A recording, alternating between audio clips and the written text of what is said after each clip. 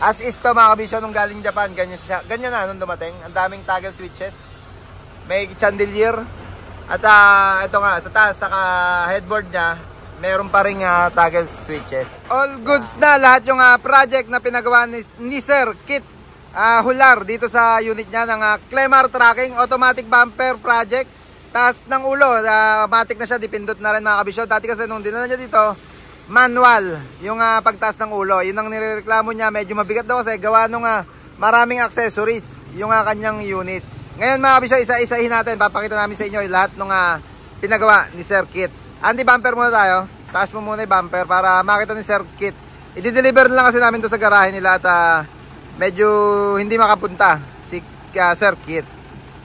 Yan yung robotic bumper mga kabisyo. Dati nang naka-bumper nung galing sa Japan pa lang yung unit. Ganyan na yung setup niya mga kabisyo. Meron ng bumper na robotic, Yankee, Shorepet, Corona, chrome accessories sa ulo, sa may backseat, sa may wheel protector. Naka side grill na rin, naka bags na mga kabisyo. Baba mo ulit Andy. Yan, in-automatic na lang natin. Stock lang kasi or naka-fix lang kasi yung bumper nila nung dumating dito sa Baluarte natin. Sayang kasi kung masasayad mga kabisyo. Gawa nung original siyang robotic na Decotora bumper. Andy, ulo naman tayo. Pakita na natin kay Sir Kit yung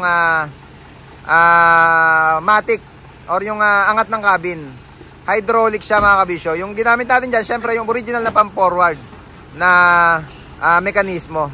Yan, isuswitch lang, tatanggalin lang yung lock at pipindutin na siya mga kabisyo. At kusa na siyang aangat na walang kahirap-hirap.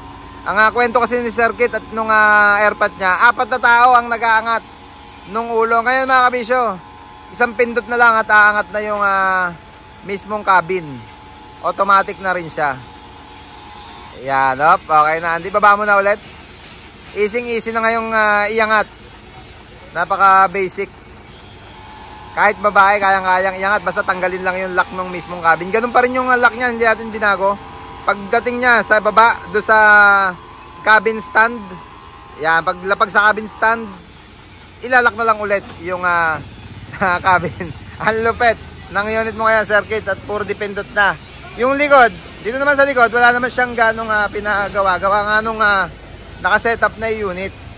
Pinalagyan na lang niya ng damper. Rubber damper mga kabisyo pagka atras sa mga docking. Pagka may atrasan, sayang nga naman kung ito ang tatama, masisira yung rear bumper nila na robotic din. Kaya ito mga kabisyo, stainless din yung ginamit nating base nung damper natin. Nakatugon yan dun sa chassis mismo. Pinabutas ko to mga kabisyo. Yan, para makalusot to at matugon dun sa chassis. Para kahit isaldak nila sa docking mga kabisyo hindi basta-basta bibigay yung rubber damper natin. Yan, balik tayo sa harap at mag-thank you lang tayo kay Sir Kit ng Clemar Tracking Services. Ayan yung loob niyan syempre naka-base na rin. As is to mga kabisyo, nung galing Japan, ganyan siya. Ganyan na nung dumating. Ang daming toggle switches. May chandelier. At ito nga, sa taas, saka headboard niya, meron pa rin toggle switches. Yan. Naka-cortina or naka-tela na pan-Decotora yung kanyang unit. Once again, Sir Kit, thank you for trusting Team Kabisyo. Siyempre, sticker meron na yan.